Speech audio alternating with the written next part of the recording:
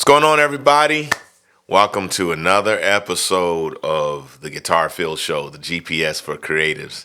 Today, this is the first of many gearhead and music head and guitar head nerd shows. Come on, I'm Gtar Phil. Got to nerd out on the gear at some point. It was going to happen. Finally, it's happened.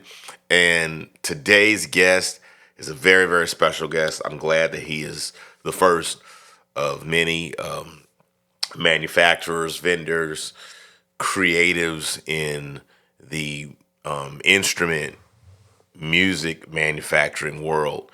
And today's guest is none other than Mr. Brian Porter of the famed Porter pickups. His pickups, trust me, you've heard them around the world. A lot of times you just don't know it just because of the way things get made sometimes. But if you've heard any of my stuff, you've heard his pickups. I've been using his pickups probably since 2015. Started using them. I was introduced to them through the awesome, amazing Tim Rocco, who makes Rocco guitars here in Nashville. And I continued a relationship with Brian. And shoot, I swear by his pickups. His stuff is amazing. I've got some content that I'm going to be putting up really soon of when I went out to his shop last year and my exotic Strat that I have, that California Classic. He put this amazing blend of pickups in there, and I mean, to this day, it just blows my mind. But everybody, I want y'all to give it up for Mr. Brian Porter.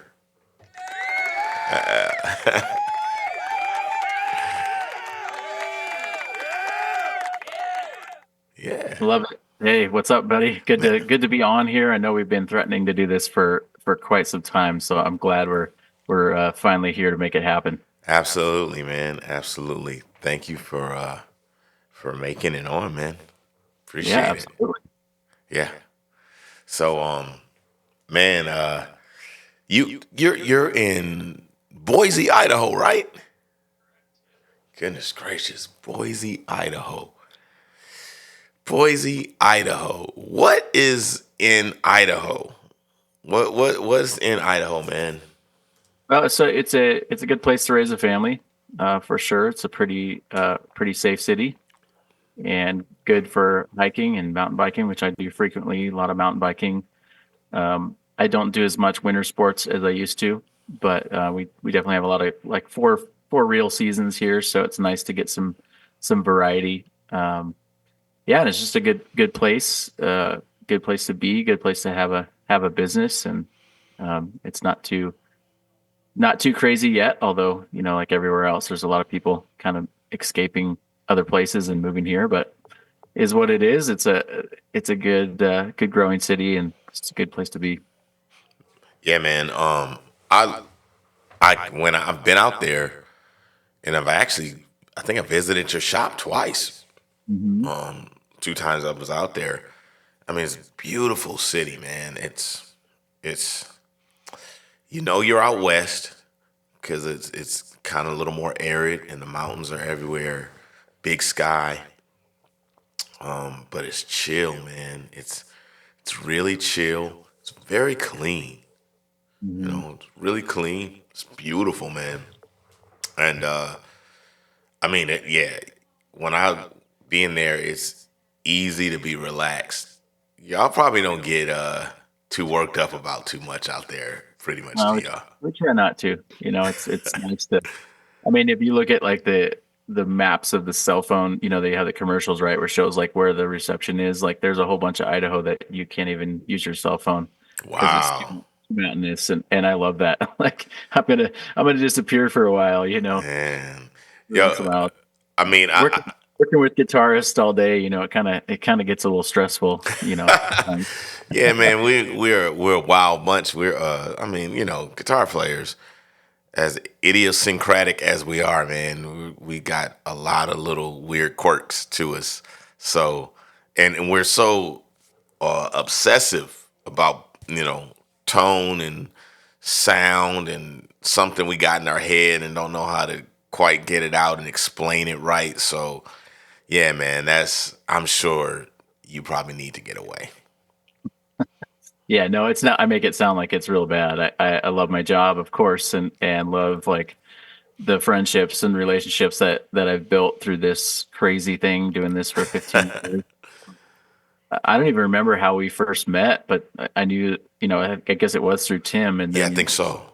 we were in town one time, and we just hung out, and then kind of been good friends ever since. It's been Yeah, fun, man. man. Yeah. I've got several guitars. I think everything Tim that was making, he was using your pickups, and we went through several iterations on one of my guitars. Um, on on this one, actually, a lot of people see me play this guitar for years. I was playing this like all the time, and we went through a bunch of iterations of a P90 and a single coil to hook up with this, and we ended up putting we're yours. I think we kind of went to two or three different versions of your pickups to go in this Rocco guitar. This was the first custom he built for me, which Oh, cool. I I've haven't literally seen that. played. Yeah, man. Well, dude, honestly, I've played the frets dead. The frets on this guitar, they're like flat. Oh, wow. I got it. I got to get it refretted. So yeah, man, that's one. I played that one straight dead. Um, yeah, it's nuts, man. I've kind of gone through a lot of different things with them. I think there's another one I got in there. Obviously, the red one, which is floating around here somewhere. It's fun. It's in a case because I think I've been running it to some sessions and stuff. And then the latest is this one, this Revolta. And you, these are your the classics, right? Yeah, Yeah, man. Oh my gosh, nothing but praise, praise, praise, high praise. that's a cool Cause looking car. I've seen them in different colors. I think it looks the best in black. I've seen I it in think it does too, man. shades. I mean, that looks awesome, especially with matching headstock, and the big giant block. That's Hmm. cool. I think it looks the best in black. And what happened was I was at the shop, um, working on something with them, and I just happened to see it over in the corner, uh, over at Wes's office, and I was like, they were like, Phil, play that real quick, and I played it, and I was like, what? This thing is crazy. I'm like, what's going on with this guitar? So they earmarked it for me, and I was like, man, this is a great opportunity to put some of your pickups in this guitar, and I've always wanted a certain type of hollow body, and I wanted to kind of customize it a little bit more. And I knew I wanted to do it through the pickups. And I mean, when we talked about the sound, man, you nailed exactly what I needed. You're like, yep, I think you're gonna need the classics. And man, I mean, it was so crazy when I got them that I it took me a minute to kind of figure out what I was what I was hearing because it was like they were so responsive and and so like articulate. It was like getting away from me, and I had to like sit down with the guitar for a few weeks and kind of refigure out a few things, man. Because yeah, between that guitar and your pickups in there, it was like oh, but yeah, man. So man, let's you're from Boise, Idaho, right? Mhm. Yeah. Okay, so being from Boise, Idaho, you got to take me through this story, man. Like how do you get from Boise, Idaho, and you decide you want to make pickups for guys like all over the world? How does that even happen, man? Walk me Yeah. through this one. Okay, so I'll give you like the short story. Otherwise, we'll be here all day. All right. But but it's kind of like I'm sure you're this way too. But kind of growing up, you figure out some things you like, and Mm-hmm. for it was guitar, right? I started playing guitar in high school, and I thought maybe like everyone, right? I'll be a rock star someday. And so, you start with the high dream, and you kind of like work your way down. Right. You go with Like, the actual attainable one. yeah, exactly, exactly. So through through the kind of starting out playing, I took an apprenticeship with John Bolin from Bolin Guitars, who's actually here in Boise as well. Hmm. He built the ZZ Top crazy like fuzzy guitars and like Oh stuff for yeah. Steve Miller, Aerosmith, a bunch of guys. So he had an apprentice program, and so I took that for about 9 months. This was almost 25 years ago that I did that, and it just was kind of the entry point into the guitar world, into the making world. Because I got a Strat, and my first guitar was a PV Predator, and I ripped it apart within a few months. So I could say that was sort of the bug, right? I wanted to know Yeah. how, and getting a Strat as my first real guitar. Strats are pretty modular, right? You can change pick guards, you can swap necks, Absolutely. stuff, and that sort of got me on the guitar making bug. Then I did that, and then I went to school for a while. And kind of as I came back here with my wife and started having a family, it was sort of pursuing the guitar making kind of thing. So I started making guitars, and then naturally the pickups kind of came out of that, which I wanted to control the sound, obviously, and so the pickups then started gaining a life of their own, kind of through, I had a couple buddies that I sent sets to, and they're like, "Man, these suck. These are horrible." The early days of just like trying to make a coil that actually didn't break halfway through. Mm. Oh I wow. had like a drill from Harbor Freight Tools, and a car buffing pad, and I ripped the foam off and used that as like a hack job winding thing in the early days. And I didn't do any production winding obviously on that, but that was kind of my first foray into like spinning a bobbin. Wow. And and so then I was kind of convincing my wife, like, hey, can I buy a coil winding machine? And then from there we started just really hacking away at different, if I can pay my grocery bill, if I can pay my cell phone bill, if I can, get halfway to rent for the house or something, right? Wow. Then I'm happy, right? I just kept knocking down these things, and I kept reaching new milestones of stuff, and eventually we kind of moved out of the house into our previous shop and the one here that we're in right now. And yeah, just have been chipping away ever since. And we've sold a lot of pickups. Been doing this 15 years, just as Porter pickups, and so it's been pretty wild, man. We're yeah, we're just cranking away, and we're trying to make good stuff, and continuing to improve the process, and always keeping the tone and the you know the play, the inspiration part of it. We're trying to keep that at the forefront, and I think we've really stuck with that.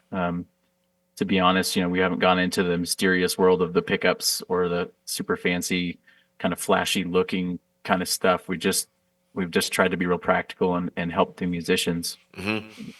I think it's a longer game, but I think that it also it's a bit more real, I guess, and more true to kind of who we are. Gotcha.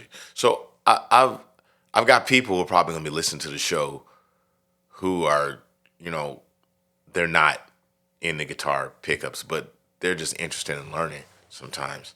So explain to me how, if you wouldn't mind, like how's a pickup made? How is a guitar pickup even made?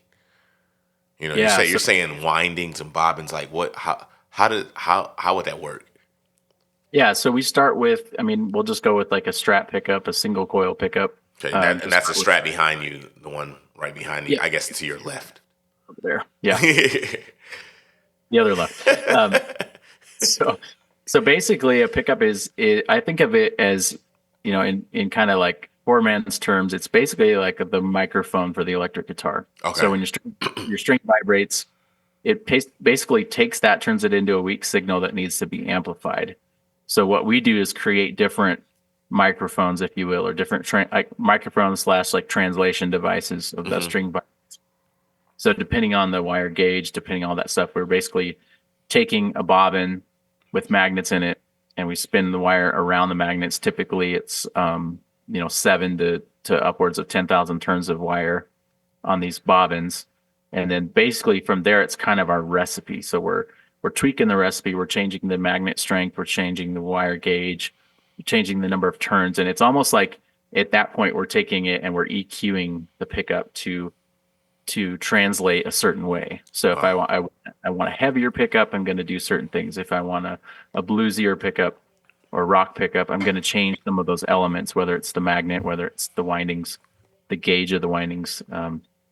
So it's really about, for me, it's just about those ingredients. I always say like pickups are like pizza. There's not that many ingredients, but we've all had really bad pizza, and we've all had really good pizza. Nice. And it comes down to the ingredients and how the ingredients are put together. Um, Yeah. and that's kind of the way I think about it, because each element does change something about that recipe. And so we'll be swapping out magnets, or we'll change windings, and we'll take away windings. We'll do different things to balance certain types of guitars. Or if you got a muddy guitar, we're kind of EQing a pickup for that muddy guitar, like the semi hollow behind you. We recommended the classics for a certain reason, because they have a little bit more articulation, a little bit more high end to compete with sometimes what a muddier guitar is. And so it's really like, I guess you could consider us like chefs, and we are trying to make a good meal every time, right? Yeah, So you yeah, yeah. come back to our restaurant, Yeah. Oh man, um, I'm always talking about cooking food. So yeah.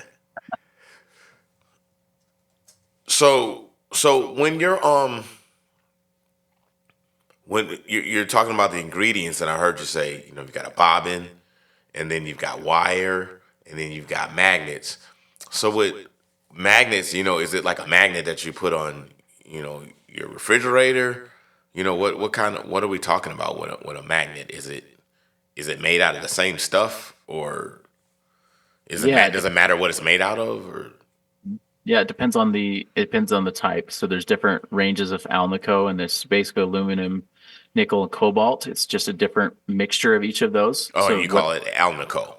Alnico? So Okay, just that's the standard, and there's also aluminum, nickel, ceramic, cobalt. which Got would it. be kind of like what you see on a fridge magnet. Not obviously not as weak, and the fridge magnet's a little bit different than ceramic, obviously, but ceramic's kind of the what would be considered the cheapest magnet, but it's also really good for certain applications. Oh, okay. It's definitely more aggressive. So the stronger the magnet is, the more that it pulls or interferes on that string vibration. Yeah. So if you think of like the string vibrating, and there's sort of an invisible field there, the pickup's sort of like up in the business of the string, and sort of like taking that. And so that's why when you have a stronger magnet, you're going to feel like the pickup's hotter. You're going to feel like it's going to punch more, because you're getting stronger translation Gotcha. and stronger output. And so there's a lot of those elements that come into play. And so it's a lot of experimenting. We have certain combinations of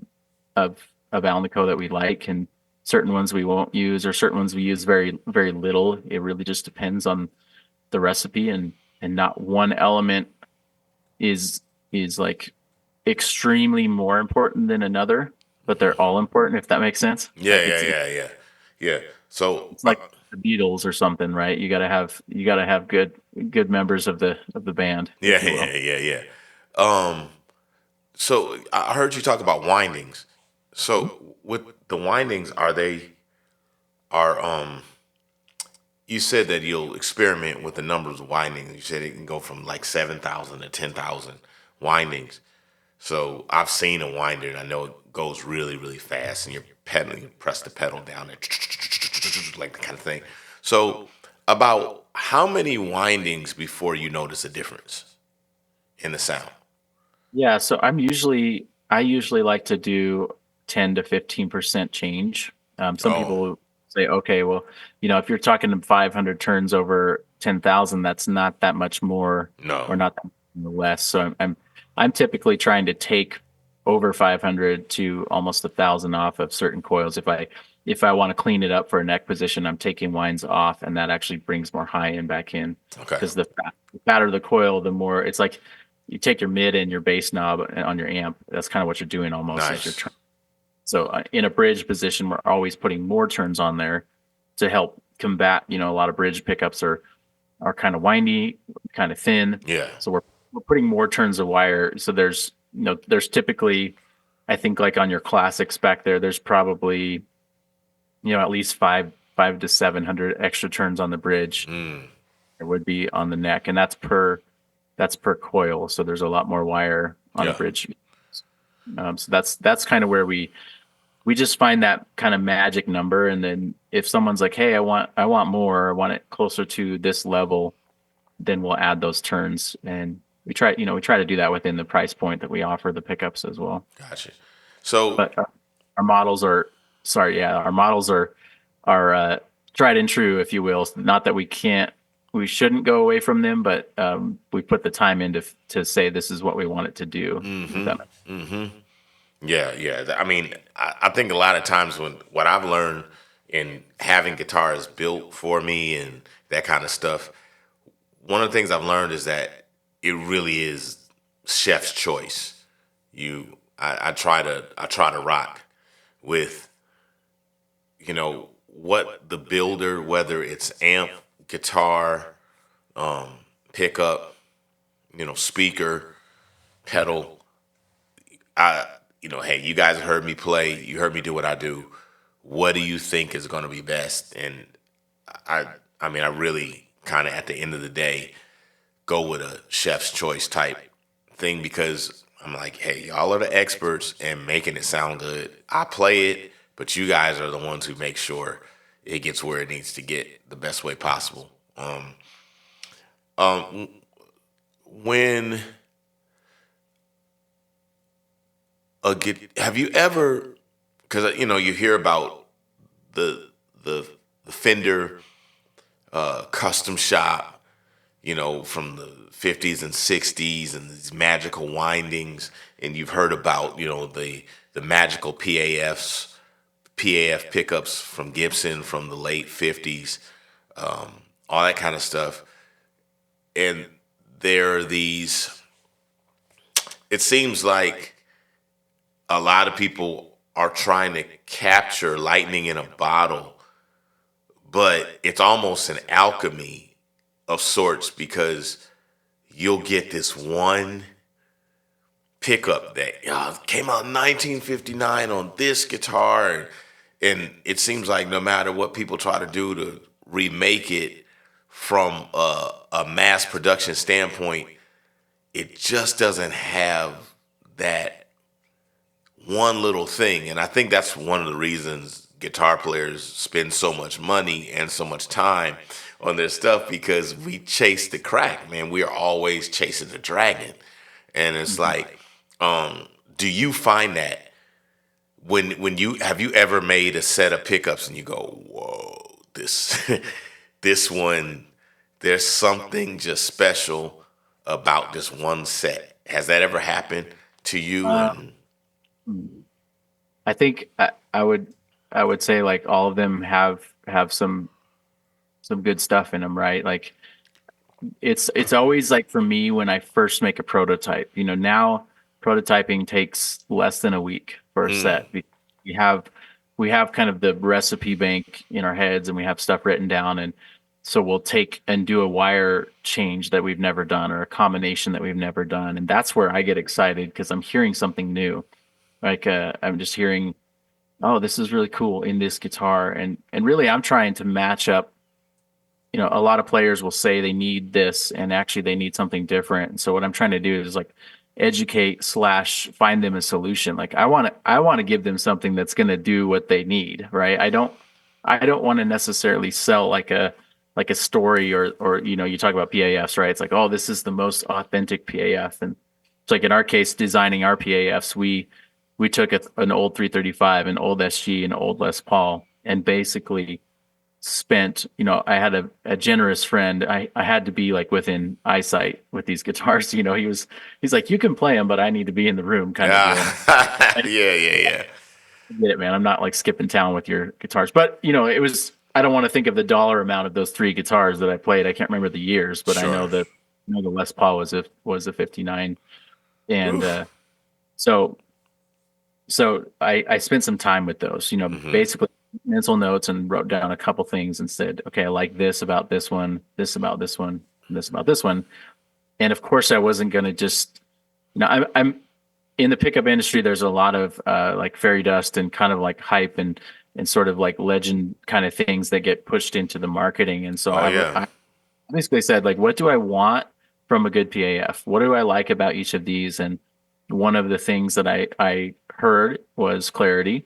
I heard a Hmm. lot of good clarity, a lot of good articulation, some really good sustain on the different pickups.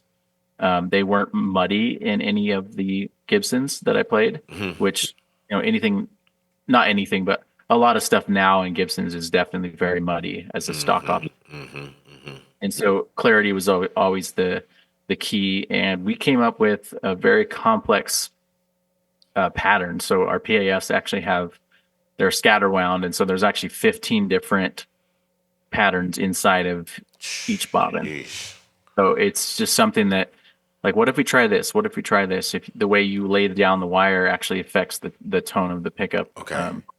And so that's what they would call scatter wound. So basically, ours is a controlled scatter wound. So it's machine controlled, but it's random in the Yeah. sense of every 500 turns the pattern changes and it mixes up within that little confines of a humbucker bobbin. And so that, to me, that translated to what I heard from those original PAFs that I liked. Mm. And so kind of just stuck with that as the recipe. So like the Anthem is definitely our most complicated pickup in terms of what the coil is. I mean, Wow. if you had to draw like what the coil looks like, it would be it would be a mess without revealing too much of my trade secret. It's Yeah. it's definitely not the wire's just not laid down regular, if that makes sense. Gotcha. Gotcha. Gotcha. Crazy things going on, and so that allows me to get a complex pickup that sounds good and has the clarity and just kind of has a lot more dynamics to it, Hmm. and it's not generic kind of off the shelf sounding, which is definitely what we're not. We're trying to get away from that, of course. Yeah. Yeah. That is, yeah, I think, I think that's an anthem in that blue one in the Okay. bridge in there. And that thing is so airy and yeah, it's like when I play that, people are just like, what in the world? It just soars. It just naturally soars. And now mine, that thing is like 10 years old now. Um, I remember when I came down to the shop and you spoke to this, you said, you try to find things that work for guitar players. I was out on tour with Blessing Offer at the time. We were opening up for Zach Williams, and we had a day off in Boise. And we didn't even have a show in Boise. We just had a day off there. So yeah, I think I had just come back from doing the Jonah People tour, the symphony thing in Nashville, and I just jumped back on the tour, and I brought the guitar out, and I I think I tried to tell you what I was looking for, uh, and I know that it wasn't super coherent or clear because I was pretty excited about you coming up with something. I think I had a general idea, super nebulous, weirdo guitar speak type thing that I was saying, but I thought I just had a feeling that you could capture what I was thinking about, and more than anything, you understood my playing and said, I think I know what's going to really work for you. And the pickups I had in the guitar were the ones that came with it, which weren't bad pickups at all. But they didn't make me grab the guitar all the time and be like, oh my God, I can't stop playing it. And you said, man, I've got an idea for you. And I don't even think you were, like trying to figure it out. You seem to know like right away, like, yeah, I want to do this, this, and this. I was like, okay. And we just, we went with it. And man, you put those pickups in that guitar. And I couldn't, it took me on like a 2 week, like it was like a bender, man. I was, I was playing the guitar every waking moment, man. Every time we weren't on tour, I would be plugged. It was so bad. I was plugging up to my phone. I was just using my iRig and just plugging up to my phone and just sitting there and practicing. I hadn't done that in so long. Just sitting there for hours, just because I was so engrossed in how good the tone was. And it took my guitar to another level. And to this point, to this day, I still grab that guitar quite a bit. Um, what you don't have to go into specific details, but I know. What was kind of your mindset in picking the three pickups you? Because I believe you picked three different pickups, Mhm. one pickup for each. For the neck, the middle, and the bridge. They're all single coils. And what was your mindset into picking that? And how did you get there? Yeah, I think I've been leaning towards variety in general. Like I just got, a triple P90 guitar. I just got the three mini humbucker guitar. And it's like I'm just always kind of trying to explore new sounds. And I Hmm. knew with the variety of stuff that you play, I mean you're playing gospel to R&B to rock to blues, and everything. And that was like, okay, this is my main guitar. So what I didn't want to do is stay with the same voiced pickup all the way down the Okay. line. So we went with the vintage custom in the neck, which is kind of like a stronger bluesy rock pickup. We went with the S90 in the middle, which is our kind of P90 Strat hybrid, and so that's got nice pop to it. And then we went hybrid plus in the bridge, which is kind of our pickup that brings some beef back to the bridge position on a Strat. There's a steel base plate on there. It's got as many turns as a P90. Ah. So it's got a ton of wire on it, which brings some of the low end back up. Hmm. The base plate kind of keeps the high end, it kind of keeps it, I don't want to say in the middle ground, but it keeps it from getting too extreme either direction. Gotcha. Uh, Yeah, so it doesn't get almost, flubby on the bottom end, but it doesn't. yeah, It's not ice picky. You right. know. And it almost sounds like it would be an HSS guitar, even though it's not Yeah, an HS. exactly, exactly. Without the like ultra modern, like okay, you're almost in douchebag territory. That's right. Not saying that anybody with an HSS is a douchebag. That's Oh, like yeah. you know what I'm saying. You know what I mean. Saying that while I got an HSS guitar right behind me No, there. no, So, not actually. I think the next guitar I'm gonna have is a HSS. So yeah. what am I doing here? Fix you of that then. But yeah, so it's kind of that just if you're going to use all five positions on the Strat, because I think you said this and so many people have said this, well, I don't really use the middle position. So you just put whatever you want in there. Yep, And and I'm thinking, why not? There's so many good tones in the middle. bruh. Let's let's put the S90 in there to pop, give you that pop and give you that punch. And all of a sudden you're gonna be like, what have I been missing all these years in terms of like Literally. every position is usable, obviously. Yeah, literally that's what has happened with me, man. I I've been playing the the uh the the S90. I mean, well, the middle. I didn't even know what was in the middle, and I'm like, man, this is the most usable middle pickup. And a lot of times I'll be playing, and that's just where because it sounds more like a bell. Now it really has this bell tone that rings, and it's not just that, man. Sometimes you kind of need it, sometimes you don't. It's almost like before it was the non-shrill version of a bridge pickup or a thinner version of a neck pickup, and it's its own thing. And because of that, if for people that don't know how these work, um, the the guitar has five on a Strat style guitar. It has five pickup positions, and the top position is just for the neck pickup. The uh, the second position is for the neck and the middle pickup together in parallel, right? Yeah, then the middle pickup is by itself in the third position.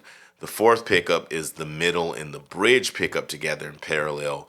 Then the fifth position is just the bridge pickup.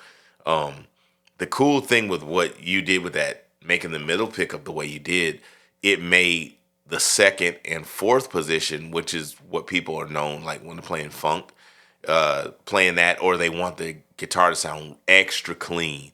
That's what they're going to use because it almost has an acoustic quality to it, a stringier sound. And when I was using it, what I've been playing it with in two and four since you changed my pickups out, it's made two and four a lot more complex. So it's not just like, oh, okay, this, funky, you know, super tight Strat sound in, 80s thing. Or, it's not one of those just like, oh, I want to sound like Prince. It's way more to it than that. It's got a lot more complexity, and I love using it for overdrive tones and for clean tones. that's another thing, man. Your pickups, they work so well clean, and they work so great with overdrives. You have sometimes with Strat pickups, they're they're they're good with overdrives, but some pedals, they tend to kind of sit. It's like the overdrive tone sits on top of your clean tone. It's almost like riding on top of it instead of blending in together. Um, Obviously, with humbuckers, because they're two pickups together, that's got a louder signal. It tends to blend a little bit more, and it's already slightly overdriven. But with the single coil, sometimes they don't sit as well together. Certain, certain amps or certain pedals, they don't tend to sit as well together. And man, everything I've thrown at this guitar, it makes it more complex. If I want to hear the full complexity of a pedal, I'll run it through that guitar. And I'm like, man, I'm hearing stuff that I didn't hear before. And it sounds really, really good. And of course, like you were talking about, that bridge pickup thing. Man, the bridge pickup in there is so dope. It's so full. It's so solid. Really, really kind of just put me where I needed it all to be.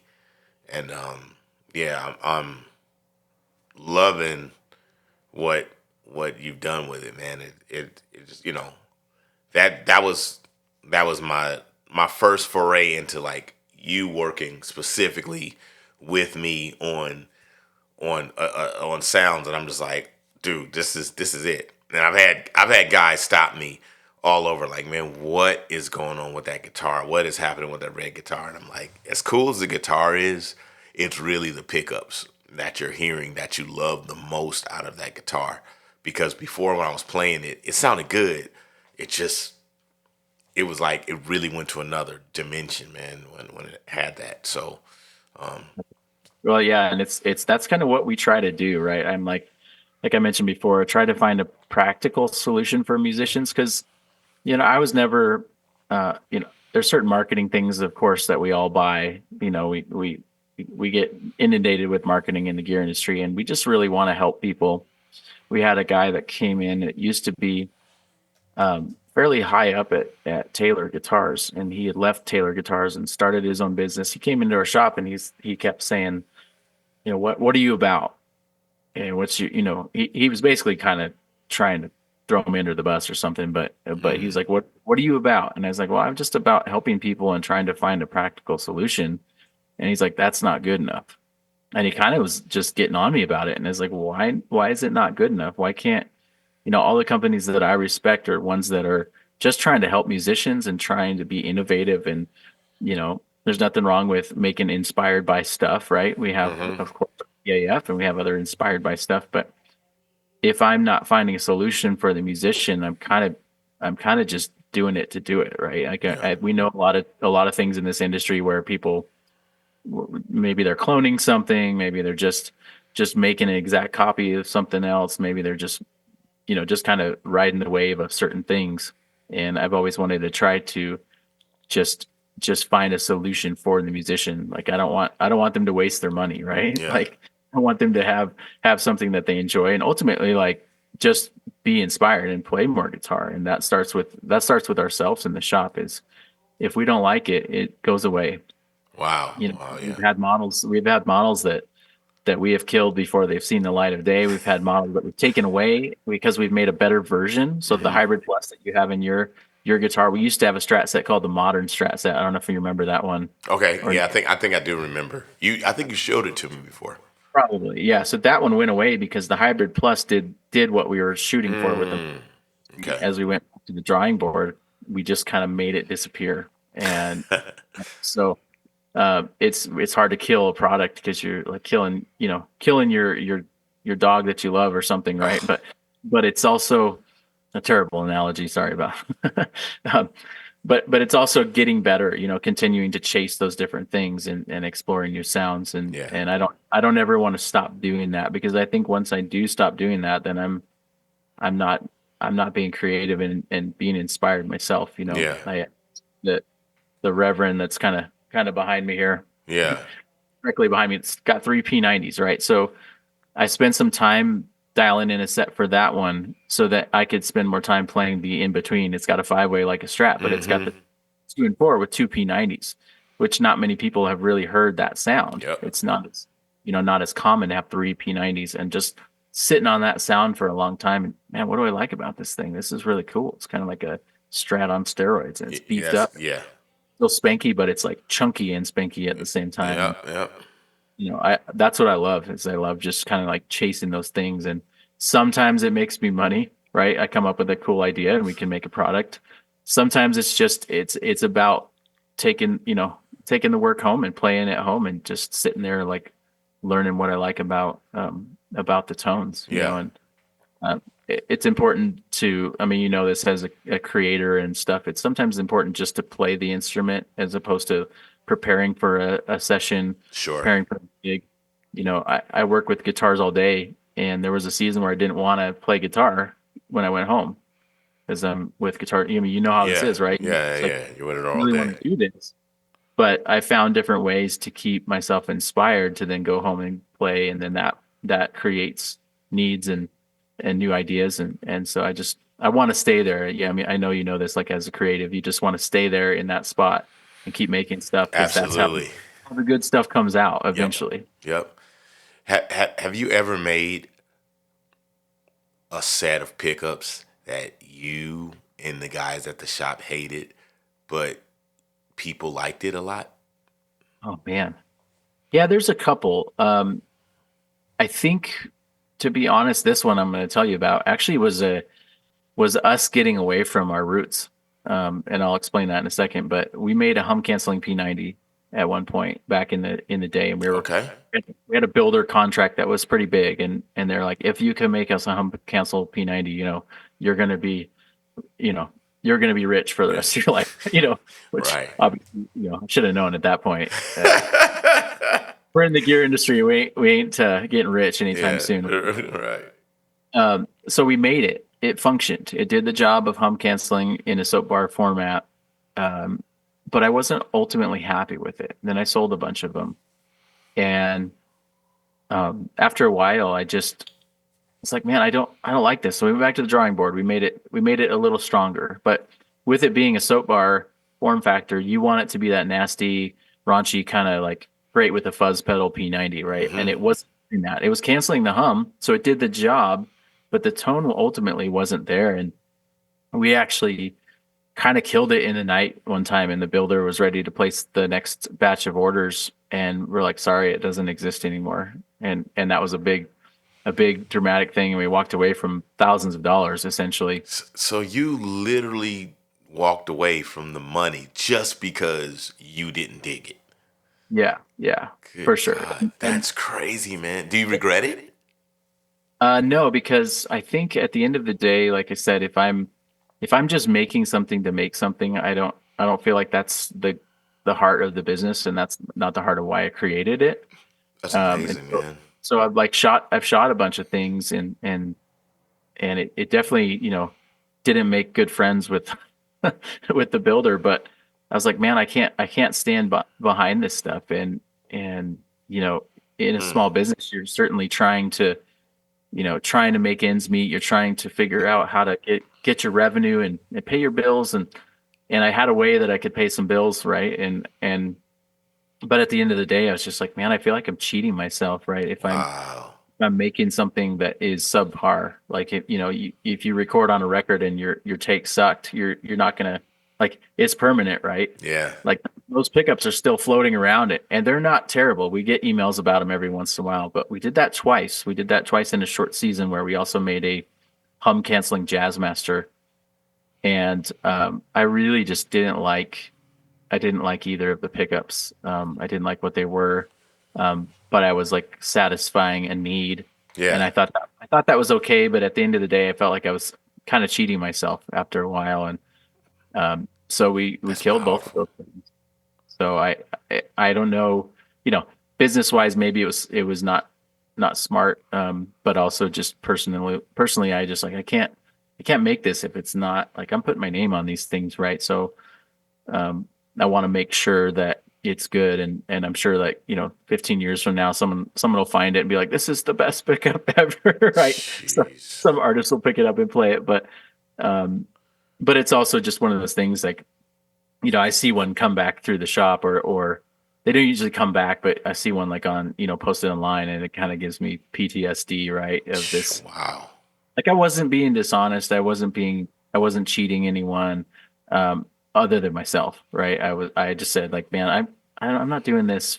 I'm doing it for money, and I'm not doing it for the passion of gear and Yeah. like why I want to do what I want to help people. And so, um, yeah, there's a few times I'm just like, this seems like the dumbest decision ever to just walk away from a bunch of money, but I felt like this is who we are, and either I'm going to do it or not, right? And it's like it's kind of one of those things like you just have you have your things that you gotta stick to even when people think you're nuts, Yeah. you know.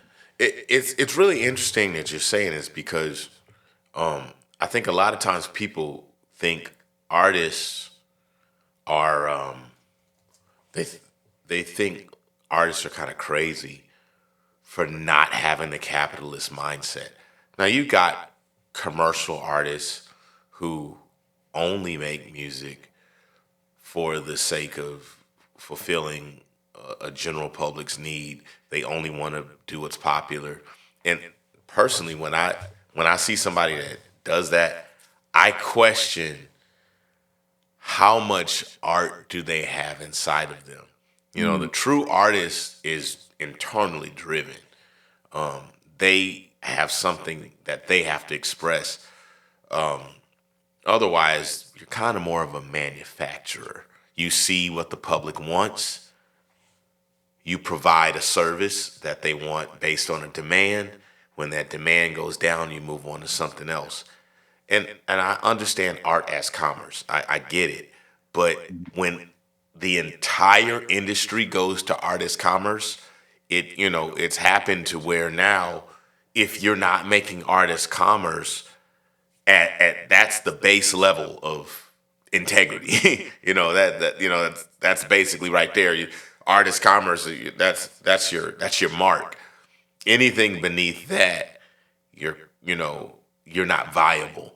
Why are you doing it? Like you said, people will question, well, how are you making a living? And it's this idea of putting capitalism above the idea of making art. And man, the more and more I think about it in life, I really feel like the foundations and the principles of artistry are actually Eastern principles because capitalism is a Western idea. It's a very Western mindset, whereas art for art's sake, for the beauty, the organic ability to create because it is something that is tied to your soul and that fulfills something of a purpose greater than you even know that you were made for. Otherwise, you don't fully exist. That's such an esoteric meta type thing that a lot of people never quite tap into. I think that entire ball of wax that I just described is a very Eastern philosophy. And, when I say Eastern, that doesn't mean, a lot of, that doesn't necessarily mean like, I mean, well, I'll say it like this. Christian Judeo values are actually Eastern, just as much as Zoroastrianism or Islam or Buddhism or Hinduism. Those are Eastern, but so is Judean and Christian values. Those are Eastern just as much because they all come from the East. Christianity and Judaism come from the Middle East first.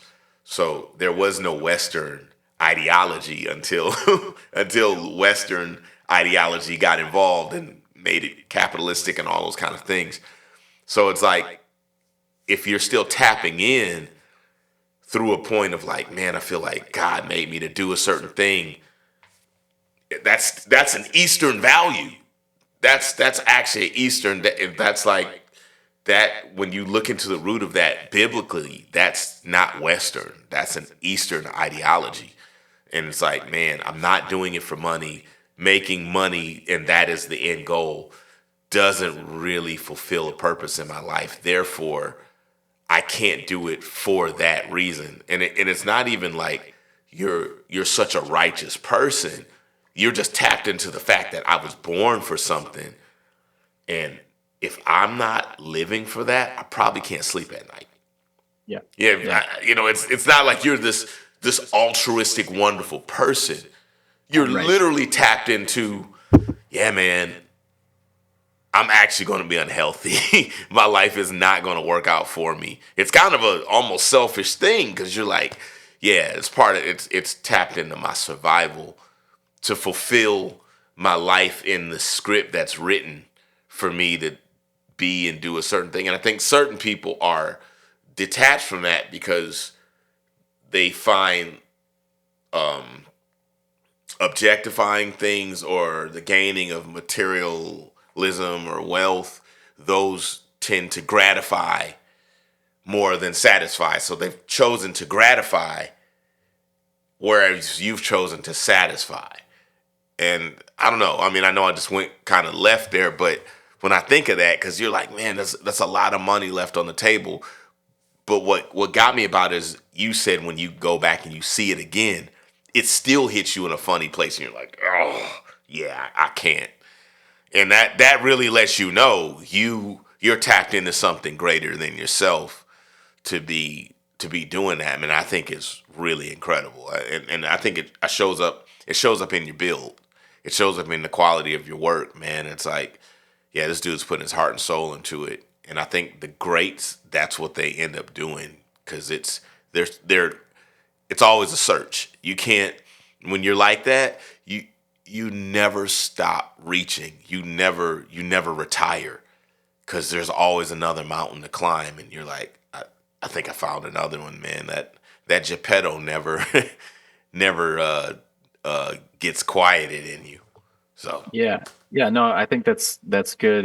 And really, I think we all respect people who are focused on their craft, whatever industry you're in, right? If you're absolutely. that's the engineer, there's going to be one guy that you're like, man, that guy is dialed in to his rocket, whatever it is, right? Yep. And I think that's, to me, I'm not trying to be great. Like I have certain people, my family and my wife and, my employees is like, those are the people that I want to be as good as I can too. And of course our customers, right? Like I value all the customers, but really like what drives me, like you're saying, is definitely internal and I want to make a good product. And it's crazy because back to the origins of like wanting to be on stage and stuff. And it's like, hey, part of me is on stage now, and actually Absolutely. way more stages than I ever would actually physically be able to play on. That's right. If I played every night for 20 years. Our counter on our winding machine just hit 24,000 jobs on a two head winder. So that's Wow. sometimes we only wind one, so it's probably Yeah. 40, well over 40,000 coils since this specific Jeez. machine, and that was only partway through our journey as a company. And so just thinking about, man, how many pickups are out there, Yeah. and that is why I can sleep at night, and also why I can't sleep sometimes, right? Yeah. Because Yeah. there is, you say, the capitalism thing, and that's a real deal, like providing for your family, providing for your employees. And I try to walk that line of, I don't want to be fake to get more followers on Instagram, or I don't want to change kind of who I am. And as a somewhat introverted guy, I can handle the extroverted things, but I'm not like energized by just being around people all the time. The NAM show is equally awesome and equally exhausting, right? You've been Oh you've my been to God, these man. things. Some people It are can be like, exhausting, go bro. every day. They're just like ready to rock. And I'm like, okay, I used all my, I used 6 months of personality in day one of Bruh. NAM. Got 3 more days. Man, my battery dies about halfway through the day. And yeah, I'm a zombie after that, and You hopefully got I to go can charge outside a and find a taco truck or something, and just like man. hide behind the truck and eat tacos and Find your just favorite person to hang out with, and just you're like, okay, I'll recharge with you while you're it's there. basically, it's as I look at that, like I do respect companies that they're solely focused on their products. I think one of my favorite guitar brand is Tom Anderson Guitars. Mm-hmm.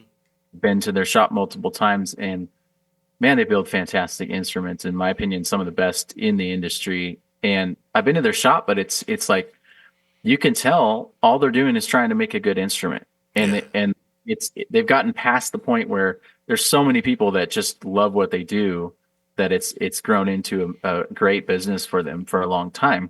But they've done it because they're making a good instrument. They're not just trying to like rush something out because it looks good, or sometimes, I mean, we know, like we see companies are better marketers than they are actually builders of their Mm-hmm. products sometimes. And and that's just, we're definitely opposite of that. We're not necessarily like heavy, just massive marketing campaigns, but just like, man, if I build good stuff, guitarists are going to talk about it, and if you talk about it to your friends, it's going to be more real than if I told your friends about it, Sure. right? Sure. Yeah. So I've just kind of tried to let that happen, and it's definitely maybe a longer road. But man, when guys like you pick stuff up and they're inspired and they play, like you're not doing it because I'm scratching you a check, right? Like Yeah. you're doing it because you love it and you love what it did, and then that is it's like kind of back to, it's almost like, back when we had newspapers, right? Mm-hmm. It was this is, you read it and this is what it Read is. all about it. And instead of like, we're just getting slammed with social marketing, we're getting slammed with everything as a guitar player, and we're living in this golden era of guitar stuff right now, right? There's, Mm-hmm. if you want an electric guitar, there's like 8,000 options under $1,500 right now, There are. right? And where do you even start? And so we just try to put ourselves out there, and it is a balance, right? Because the thing I love, which is making these products and helping customers, is also the thing that kicks my butt and the thing that teaches me about the hard parts of life. Mm-hmm. And I've taken I can't even count the amount of risks that I've taken to get to this point, right? And I'm Mm-hmm. still going to be taking, I've got risks to take next week, and I've got risks in 6 months to take, and that's where the energy gets drained, is doing the business part of it, because you just Mm-hmm. want to make content, you want to make the cool products, and then you want to go forward. So it's a balance. 15 years into this thing, there's certain parts of it that just absolutely wear me out, and then there's other parts that like this, and there's other parts where I'm getting emails back from people being like, man, I just played a gig and I just loved my tone. I'm like, that's awesome. Like that's like the fuel in the gas tank I need to just keep, Mm-hmm. kind of thing. Yeah, man. It's. I'm glad you said that, because I think you brought a counterbalance to what I was saying, and I guess I need to make sure I'm clear that I'm not saying if someone is a capitalist that they're evil, or that they're wrong, or that there's a place for both. There's this building with your heart and building things that people love, and that is where you are. There's also the thing that fulfills you is providing for a mass market. There are people who are wired that way, and that's how they're built. And then there are people. I'm sure there's a lot of middles, but I'll just take this simple middle of someone who started out, and I think this is the sweet spot we all would like to get to. I'm I built for my heart, and it tapped into a zeitgeist. It tapped into a vein, to a commercial audience that loves what I love, and as a result, they're with me. Like PRS. PRS started. Paul Reed Smith started small, one man, making guitars, going backstage, saying, "Hey, I'd love for you to play this guitar. Just tell me what you think of it, how to make it better." And he was doing that for years, until someone goes, "Man, this is a really cool guitar." And he kept that model, kept that idea, until he became, the cool custom guitar company. And he went from the cool custom guitar company to the clear number 3 builder in the world, behind a Fender and a Gibson. And the cool thing about that is Fender and Gibson started in the 50s, and he didn't start until the 80s. So, they had 30 plus years on him to build guitars, and 30 plus years of guitar, amp, and pickup building, and, Right. and bass building. So, I mean, it was just, you can't even count all the ways that they had the spread covered. And for him to, by the late 90s, early 2000s, to rise to the number three says a whole lot. But once he kind of found that they found their thing, they've pretty much stayed, and that's their vein. Yeah, they're making new things, but they know their lane, and they've been able to really commercialize their lane. I play a few PRS guitars and I love them, man. I've gotten to meet Paul Reed, and it was really really cool. It was a dream of mine to have a Paul Reed Smith guitar, and that's happened for me, and I'm really excited about that. But I look at it, it's like he kind of found the middle. He kind of found that middle ground.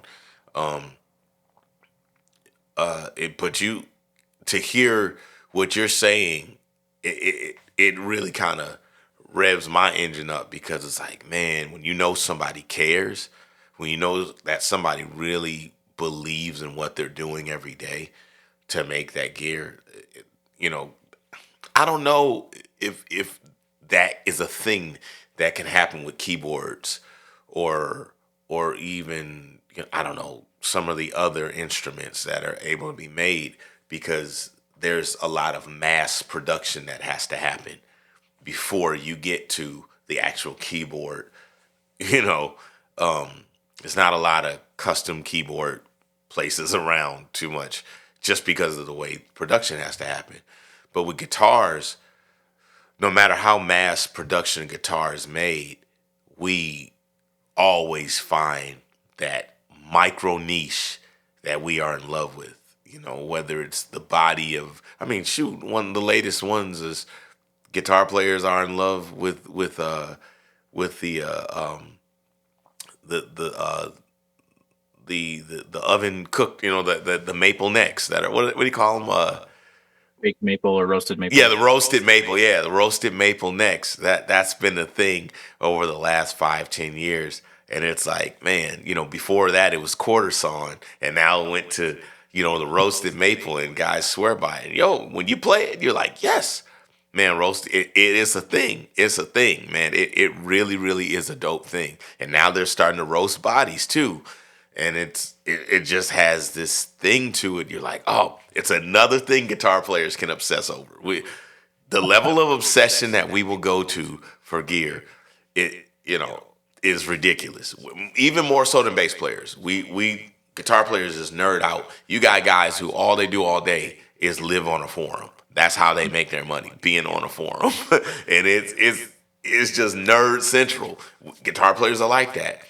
And I think because of that, when we hear about a manufacturer such as yourself, who's willing to put his heart and soul in the gear at that level, and to obsess because you are a guitar player yourself, to obsess because you believe in it, we're just like, I've got to try one just because if he loves it, like,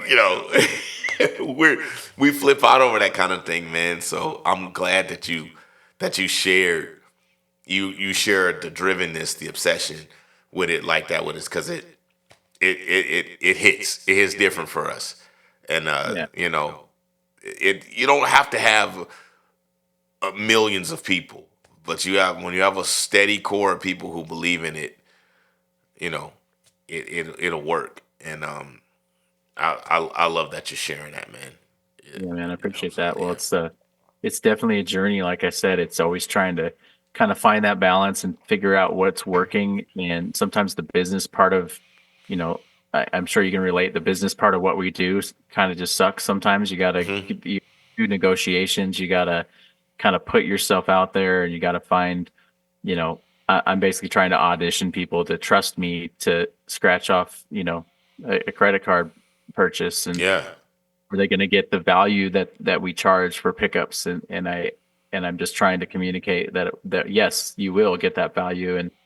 And sometimes, there's just different styles. Like we don't take ourselves too serious, but we take our product dead serious, if Love that that. makes sense. Yeah, it's great. A lot of fun with our social medias. We just post like, goofy pictures of memes and all the stuff like that. But man, we're in here grinding, and it's like the people that notice it when they get their instruments. We're not necessarily like showing all, how cool we are all the time, right? We're kind of making stuff, and everyone around here is really even keeled and really just like focused on that goal and the mission of kind of what we do. And so it's great. It's a great thing to do. It's like I'm thankful that I've been able to do it this long. I mean, honestly, it's been kind of insane, right? People will say like, "How did you even get started?" I'm sure you get asked this too, right? How did you even get to the point where you're this, and this? I'm like, it's like a even mix of just like stupidity and stubbornness. Right, right, It was right. like down the middle. I'm equally stupid and stubborn Nice, nice. because like, why would I try this, right? It's like we started having kids, and then I wanted to start a business. Like that seems insane, right? It and does. and even like, even some people around us, kind of good friends, were like, oh, well, good for you. You can totally tell like you're an idiot, you'll be Yeah, working at McDonald's before long. yeah, And I'm like, well, if I have to work at McDonald's to like get the business started, then I'll do it. yeah. It's And like your fifth kid or whatever. yeah, yeah, exactly. So it's you just kind of keep going, right? And as long as I'm into it, I'll keep going. Yeah, And I think that, to me, like you mentioned PRS, like he's an like just a weird guy. Like he's really a different guy. yeah, But you can tell that behind some of that sort of like wizard sort of thing that he kind of puts off, like there is a passion for the products. And yeah, I think about Tom Anderson. I think about people like John Sir, and I think about um, you know a ton of guys in our industry that just like, man, they're just making cool stuff, and they're just continuing to make cool stuff, and I just appreciate that. Like I think that we all respect guitar companies and content creators, or whether it's artists. It's like, man, these guys are completely different, and I love that they're original. And eventually, like, back to the capitalism thing, like eventually, if you're original enough and you stay authentic, like you will have some level of success. And maybe yeah, it's not millions of dollars, but it will be, at least people will recognize that, and you'll be able to build something off of it. yeah, And I always tell people, like, man, if you have a passion, if you have something that you are really wanting to chase, like, just go for it. You don't want to be late in life. And man, I never tried to make those pedals. I was going to make guitar pedals. I never tried. I never put myself out there to like join a band and or hop on a gig or get on a tour or something like that. I never tried to do this, and there's always that regret. And so you gotta just kind of jump in yeah. and keep going, if you will. That's great, man. Dude, we've covered a lot of ground. I'm not gonna hold you too much longer, man. This has been really, really good. Yeah. But I have several. I've got the my quick fire questions that I want to Okay. ask. Hit I me with got a few. All right. Favorite guitar of all time. it. Ooh. Like that I've owned. Owned or no played. Your favorite that you've ever Okay. played. Yeah, you can do like even like a top three if you want. That's Unless like the one. hardest question, right? Yeah, Like, yeah. Unless just one hits you. Yeah, the quick fires are like, dude, do I yeah, have to? yeah. I'll try not to like quantify each of your questions. It's okay. I had a Tom Anderson Cobra, which Hmm. is it's like a shorter scale, two humbuckers, T style body, but mahogany with a maple cap. So kind of a Nice. hybrid between Kelly and Less Paul Les sort of. Yeah. sort of. Yeah, mahogany neck, rosewood board. Okay. I had that guitar. That was my number one. Had to sell in a moment of financial crisis, and I've been looking for that guitar and reverb ever since, for 6 years in a row. Tom Um, Anderson, if you're listening. Find it. No, it's like the one that got away. That one's at the top of the list. And then Okay. the other one now, the main guitar I've been playing is actually it's a Cobra S. So it's a strat shaped Cobra from Tommy Anderson that it has three mini humbuckers in it. and so Gotcha. it's got a way with three minis, and it's just it's like weird but strangely cool, and I just bonded with it pretty much instantly. I haven't even had it for a full year yet, and Nice. it was like, man, I love this guitar. So that'd be the current one that I actually own. Good. You might have to do something illegal to get that other one. Gotcha. I just like, man, when it comes up, I'm gonna have to, Yeah. I have to like sell a kidney or something There you probably go. to. There you go. Yeah. The next thing you'll be talking about that organ that you miss so much. Hey, but No, if it's a yeah, guitar, you know, yeah.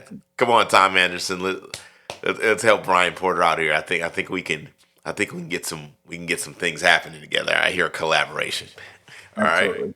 All right. Album that made you fall in love with playing guitar. Oh, gosh.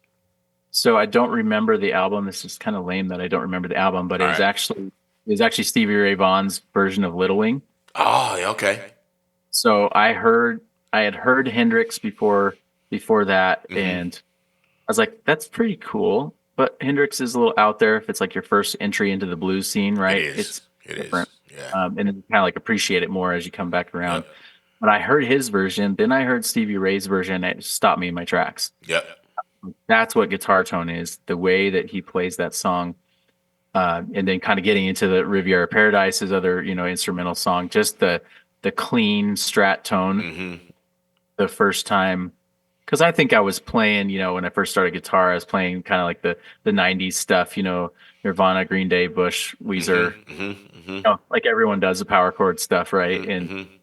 And then I heard Stevie Ray, and it just like sent me on this like crazy journey, right? Yeah. Like I just was like, that is what guitar is supposed to sound like, and then I just sort of kept chasing that sort of Gotcha. thing. That is clear number one for sure. So that almost, I guess that would probably lead me in, if it would probably be the same for what I would call my third question. You know, favorite holy grail. What's your holy grail tone? So I've always liked a clean, like a big glassy, clean Fender tube amp, right? I mean, you played the trainer that's in there right now. Oh It's kind my God, man, that thing is nuts, that amp is just it's a giant, just an EL34 based amp, but just massive big cleans. And man. then I've always liked that to just have the best clean reference I can, and then throwing a series of gains in there. Right now, I'm using the Jet Gold Standard as kind of my main drive because it's got two just beautiful sounding sides to the pedal, and Yeah. then kind of enhancing it with a J Rocket Archer, and Yeah. kind of like the Klon can kind of be by Yep. itself, Yep. and kind of the EP booster from Exotic. So kind of layering in different layers of Transparent drive exactly. with a Klon type thing. Oh yeah, that and especially on top of that glass, it makes it bigger, makes it more sustaining, and you still keep the cleanness with complexity and drive in it. You know. Yeah, Yeah, it's and a so really you fun tone. use Fractal FM3 as well quite a bit. Nice. So even when I do the digital thing, I am still doing a clean. I think I have a twin reverb as my bass amp, the baseline Nice. tone. And Yeah. then I'm Yeah. still stacking like a TS and other things on top. So Gotcha. I'm virtually creating what I would do in real life, even on the modeling side of Sure. things. Sure. Sure. Sure. Okay. Future of Um. habit, I guess you Yeah, could say. man. All right. Um. Man, you're hitting some great stuff with this. Um. Next question. What advice would you give to yourself, the guy who started the business 15 years ago? What's the number one piece of advice you would give him? Oh man, that's pretty deep. I Um, ask everybody this one. yeah, yeah.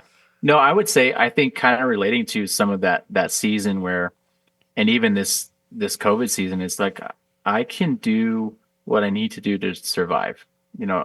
I don't feel like I've like compromised my morals or my ethics, but we did a lot of ghost building over the last couple of years. When COVID hit, we did a bunch of ghost building to kind of keep the lights on and Nice. fill the needs. But I was pretty bored as of last year of kind of what like our business had become. Hmm. And so So it's kind of like I can't be afraid to go down by chasing what I wanted to chase from day one. Hmm. Like you do what you have to do in business. Like sometimes you'll play a gig that you don't want to play because Happens. it pays, right? Yep. And there's nothing wrong with that. Like that's doing what it takes to survive. But it ultimately wasn't fulfilling me because I'm making something and putting someone else's brand on it. Yeah. And that just wasn't why I created the business. I don't care about notoriety. I don't care about that, but I do need to build a brand and I do need people to come back and a certain amount of people to come back to keep this train rolling, right? It's gone so far beyond the garage and the hobby stage that it can't really go backwards. Hmm. Otherwise, I'm messing with people's finances, and that's not a good thing. Yeah. Yeah. So I think I would go back and just be like, hey, there's stuff that's going to come that's going to sound really, really nice. The carrot's going to be dangled right in front of you, and you want to take it, and you feel like you need to take it. But I think, man, if I would have just stuck to exactly what I wanted to do, I think that I would have had, I wouldn't have been an easier path for sure, right? Like Okay. Yeah. it's not certain things were easier about like doing what we did, but I feel like this is where we're at right now. It's like, man, if I'm gonna do this, like you know, I'm 7 years away from being 50 years old, Hmm. right? So it's like if I'm gonna do this until I'm 50, I gotta have the passion. I've got to keep that, and I almost have to protect that. Like Sure. I have to like fight people to protect that, Yeah. right? You And got 10 your own fire, man. That we all have to do that. so I think that would be the biggest thing. Go back and just say, man, there's going to be some opportunities that come up, and don't stray from the original passion because the original passion is the reason like I'm still standing today, right? It's like It's awesome. I've kept with that still throughout this, but there's times where you got to do what you got to do. But Sure. feel like I feel like I wasted time like tending to the like you said tending to the fire of the bigger passion, if Sure, that makes sure. sense. Yeah, yeah, yeah. Somebody else's fire. Yeah. Yeah, I think musicians have dealt with that. You go to play for somebody else, and you have to balance that with, hey, do I have? Sometimes people might do it because that is what they want to do. They Right. want to work for somebody Yeah. else, or if they do want to work for themselves, they're just not sure. It's not a fully fleshed out vision. So sometimes you work with other people to find out A, what you want to do, and B, what you don't want to do. And you Right. learn Yeah. you learn that from working with others. But then eventually you want to, once those pieces come together and you've been on your hero's journey and you've picked up those tools, it's time to go ahead and strap up and get on out there and do your thing. Man, I think that was a great answer, man. I got one more question for you, and this is All right. definitely this is a geographically specific question, Okay. Do it. dude. You are is it considered the Northwest where you are? Is that considered not quite the Great Northwest? Pretty Yeah. close. It would be. I mean, we are about less than 50 miles from the border of Oregon in Boise. So Oh we're yeah, yeah, yeah. That's the let's say yeah, Northwest. it's not Northwest. I'm like we've done a guitar show in Seattle, and man, those guys were like they wanted to fight me. They're For, like, "What are you doing here? This is a Northwest guitar show," and I'm like, "Can I not come to a North?" yeah, It, that's crazy. so, Okay. so yeah, I would say Northwest because we Okay. can. Yeah, regionally, from when you compare it comparatively to the rest of the United States, it's definitely, yeah, you're Northwest. You're not Yeah. far. You're not that far from Canada. You're not far from the Pacific Ocean. Okay, so here's the question: have you encountered the big guy anywhere? Bigfoot? Oh yeah. No, I have not. Ah, No, you know I anybody that has? um, not that, not that's not a little bit insane. I need a I'm not reputable source here. Come on. saying you're insane, but you have those friends that like they see everything. They've seen Yes. Bigfoot, seen aliens, they've seen giant people, You ain't and seen you're. anybody out there. You haven't seen nothing. I mean, there's been sounds in the forest that I've heard mountain Okay. biking, All right. and, All right. Okay. and Expound. I want something. I want something here. but there's also like elk tracks and Ah, okay. You guys got elk and moose. That's right. That can get wild. And you so you have grizzlies out there, don't you? no grizzlies right now. They're trying to reintroduce them, which is All right. terrifying. Okay. Wolves are the scariest thing to me because you can't see them. And You uh, guys got wolves? yep, All right, that's enough. All right, yo, wildlife conservationists, we got wolves out there. We don't need grizzlies to. It's a wrecking machine. Come on, people. Really? yeah. We just There's some need to. times when you're far out there, you're like, there could be something watching me right now, and we have like forest fire issues around here, right? And Ah, so that sends down, like we've had mountain lions running through Boise and stuff like that. come on, Just guys. Let it go. Let it go. That's enough. yeah, Got mountain exactly. lions. Got you know. Yeah, I don't know, man. I'm not fully on the Bigfoot train. I All haven't seen right. anything, you know. I okay. When I was at West Point, a lot of people don't know this, and I am sharing this on the show for the first time. I did wake up and there was a gnome on the end of my bed. When I was at I think I was at the prep school, so actually that was in New Jersey. There was a gnome on the end of my bed. No lie. Like, seriously, he was like kind of dressed like a pirate. And it was, anybody knows like West Point and all their facility, I mean, their affiliated facilities are known for being haunted. It's just, that's just part of the lore of the academies. And dude, there was like a gnome. Like he was like, dude, he probably was.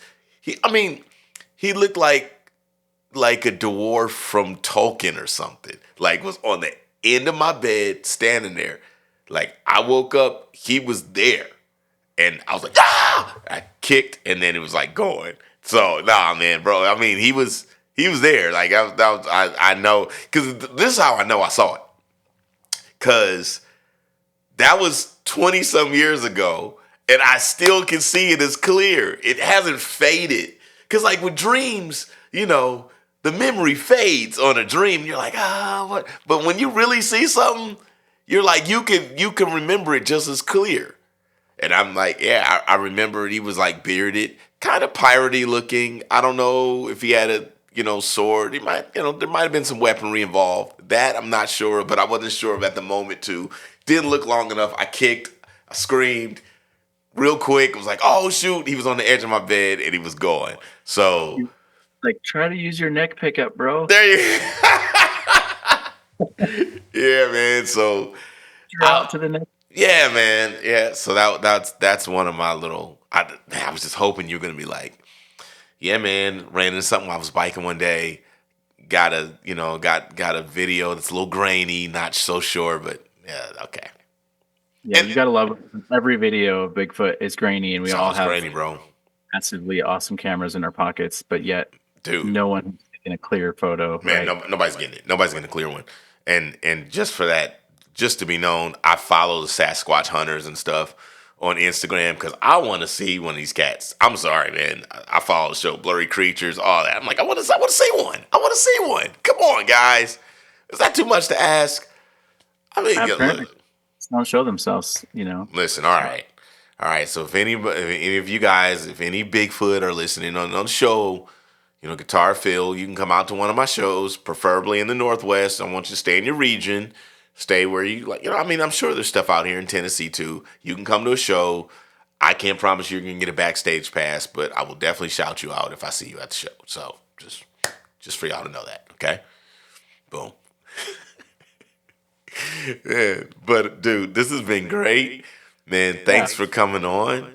Thanks for hanging. I think we got some really great information about pickups and manufacturing and the art and the commerce behind it. And we got to look into your passion and what drives you to be the artisan that you are in this industry, man. Thank you for your contribution to making music and making it better every day, and all the things that you've done, man, and sticking with it and making sounds that inspire guys on stages all around the world, man. We appreciate you, and please keep it going, man. And glad to have you on, and glad to shoot. I'm got a sponsor of the show that's actually got you on there to talk about it too. So man, thanks a lot, uh, Brian Porter. This has been Brian Porter of Porter Pickups, and I'm Gtar Phil for the Gtar Phil Show, the GPS for creatives. Thank y'all for your time, and we will see you guys next time. Peace on out.